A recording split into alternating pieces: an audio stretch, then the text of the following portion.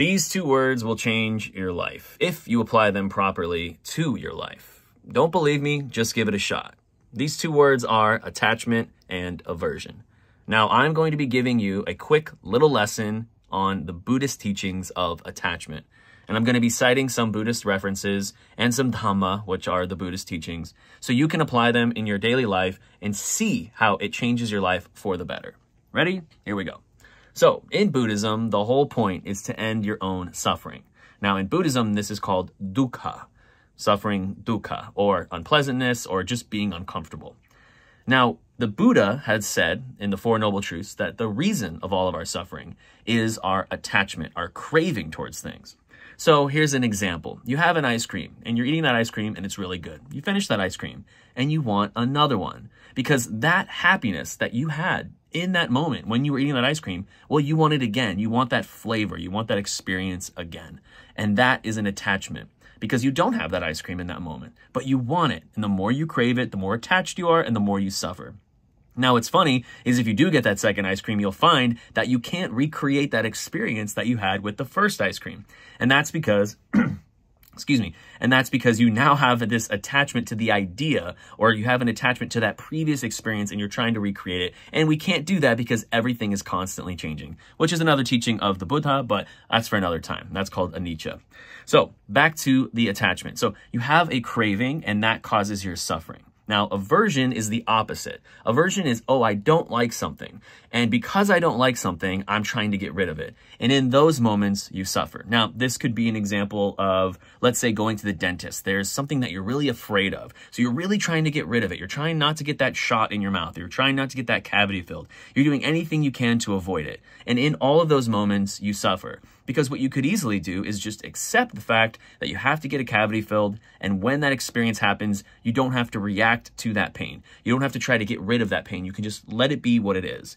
And this is the Buddhist teachings, that we often find that our reaction to certain situations actually causes us more pain than the actual situation itself. So, how do we apply this into our daily lives? Well, when we experience something, our goal is to just experience it as it is. And if you struggle with attachment and aversion, you will find you will suffer in daily life all the time. So if you have any experience in life where you are suffering, ask yourself this one question. And I learned this question on my 10-day silent meditation retreat where I didn't look at anybody in the eye. I didn't speak to anybody. I didn't write in a journal. I didn't read any books. All I did was meditate and sleep and eat. And that question was this so simple, so profound question that I found whenever I asked myself this question in my daily life, I could eliminate my suffering like that. And that question is this: what am I attached to? What am I in this moment attached to that I feel this pain? So if I get in a fight with my girlfriend, for example, my fiance, let's say we get in a small fight over something, I don't know, about food, where we're going to eat, let's just say. Or maybe she did something that, I felt was rude. Well, I have an attachment to a few things in that moment. I could have an attachment to being right and her not hearing me. I can have an attachment to her not understanding what I'm saying and that she should understand what I'm saying. I could have an attachment to the idea that we should never fight. It could be a million little attachments happening all at once and back and forth. But if I just accept all these facts as they are, accept the fact that she may not understand me in what I'm saying in this moment, accept the fact that we are a couple and we are two humans and we both make mistakes and we might get in fights and that's okay. Or accept the fact that I might make a mistake. Whatever it is, I don't need to hold on to this attachment to a perfect life. And when I do that, when I don't hold on to that attachment, I can let it go. And when you let it go, oh my God, you will feel peace unlike you have ever felt before.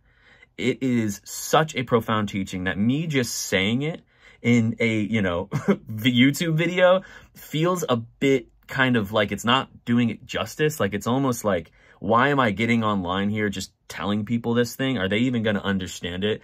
It is so profound that it changes the way you see the world and in turn changes the world within you and then in turn changes the world around you. If everybody practiced this, if everybody understood that their greed, their hatred, and their delusion is the cause of their suffering, their attachment and their aversion is the cause of their suffering, there would be no war, there would be no pain, there would only be love and kindness. And these are the teachings of the Buddha. And this is why I make these videos, because I want more people to understand this. So if you've made it this far in this video, Please practice this for yourself.